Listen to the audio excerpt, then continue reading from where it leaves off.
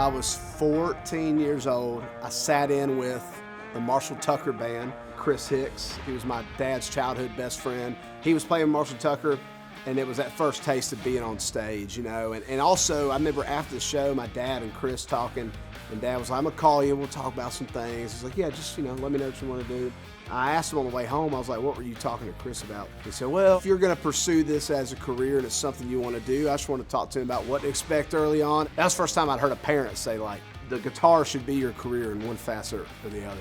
For me, Aldean, obviously being from Macon, 30 minutes north of Warner Robins, he made it real for me in the sense of like, this dude grew up, you know, running on a Pepsi truck when he was a teenager in Macon. Why can't I go up there and give it a shot as well? I think what's great about country music is it's about telling stories, and I definitely made a lot of good, bad, and wild and, you know, heartfelt stories growing up in Middle Georgia with my friends and the people I grew up with, and the album cover of it. The album I'm putting out, I went back to a very specific place in Middle Georgia. I wanted to take it. The last track on the record is called Ocmulgee River. I want those things to be tattooed into my artistry because it's so hard to explain in words. I think it's easier to explain with the music of telling the story of where you come from and why you're proud to be from there. And I've tried to carry on that tradition. Going places, to me, melodically and sonically, it's a little shift.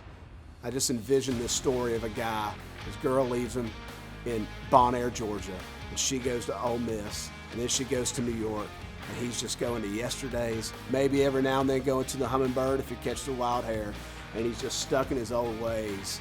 And musically, I think it's just fun. It feels good. It feels like something you could just listen to with the windows down. And the Westlake Country Club is my official fan club that we just launched.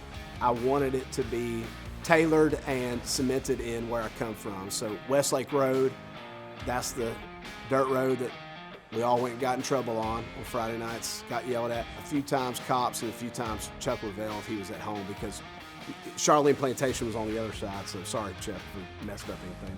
I tell people all the time, I think the Allman Brothers band, they are the Billboard for making music, in my opinion. You know, obviously Otis Redding, of course, is up there as well, but the Allmans, you know, just had such a long career and it went all over the world. They invented Southern rock. They invented a genre of music by being genreless. If they wanted a song to sound like a jazz song, then they did it. If they wanted a song to sound country, they did it. They were absolute lovers and sacred holders of the blues. You know, they respected it. For a band that valued creativity and didn't care about fences or anything holding them in, I've tried to take that with me.